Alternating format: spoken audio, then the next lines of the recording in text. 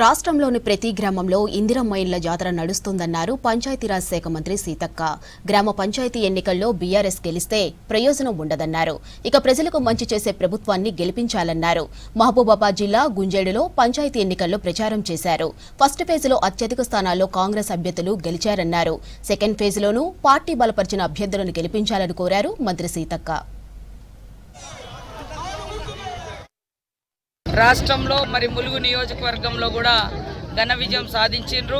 నిన్నటితో రెండో విడత ఎలక్షన్ కూడా ప్రచారం అయిపోయింది. రేపు మరి అందరూ కూడా శాంతియుతంగా ఎన్నికలలో పాల్గొని గ్రామ పంచాయతీలలో కాంగ్రెస్ పార్టీ అభ్యర్థులను గెలిపించాలని పంచాయతీరాజ్ శాఖ మంత్రిగా ప్రతి ఒక్కరికి విజ్ఞప్తి చేస్తూ ఉన్నాం. మరి మూడో విడత కూడా ములుగు జిల్లాలో ములుగు నియోజకవర్గంలో 5 మండలాలలో మూడో విడత ములుగు జిల్లాలో నడుస్తుంది. అందుకోసమే పాకాల కొత్తగూడ ప్రచారానికి ఈరోజు రావడం జరిగింది. ఊరూరు తండాలు గూడాలు పల్లెలన్నీ కూడా అటవీ ప్రాంతాలు కాబట్టి ప్రజల్ని మోటివేషన్ చేసి జరగబోయే అభివృద్ధి గురించి కూడా వాళ్ళకి వివరిస్తూ ప్రచారంలో ఉండడం జరిగింది. మెస్సీ గారితో ఆడుతున్నటువంటి మన సీఎం రేవంత్ రెడ్డి గారికి ప్రత్యేకంగా శుభాకాంక్షలు. మా రాహుల్ గాంధీ గారు కూడా వస్తున్న సందర్భంగా వారికి కూడా స్వాగతం పలుకుతున్నాం. 20 ఏళ్ల నుంచి కార్యకర్తలు నా గెలుపులో నా తోడుగా ఉన్నారు కాబట్టి ఇప్పుడు మరి వారికి అవకాశం వచ్చింది. సర్పంచులుగా వార్డు మెంబర్లుగా పోటీ చేసే అవకాశం. దాంతో నేను ఇక్కడే ఉండిపోవాల్సి వచ్చింది.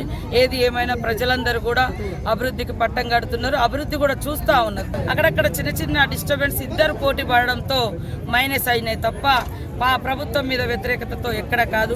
మనం చూస్తూ ఉన్నాం. మా వాళ్ళే ఇద్దరిద్దరు పోటీలు పడ్డ కాడ ఓట్లు చీలి మూడో వ్యక్తికి లాభం అవుతుంది. కాబట్టి కార్యకర్తలను కూడా విజ్ఞప్తి చేస్తున్నాం. ఎన్ని చిన్న చిన్న మనస్పర్ధలన్నా సమస్యలన్నా అంతిమంగా కాంగ్రెస్ పార్టీ అభ్యర్థులను గెలిపించుకుంటే గ్రామ పంచాయతీల మీద మరి ఒక దిక్కు పంచాయతీరాజ్ శాఖ మంత్రిగా నేనున్నా, తర్వాత మన రాష్ట్రంలో మన ప్రభుత్వం ఉంది కాబట్టి టీఆర్ఎస్ ఓటేయడం మూలంగా గ్రామాలలో ఎలాంటి లబ్ధి జరగదు.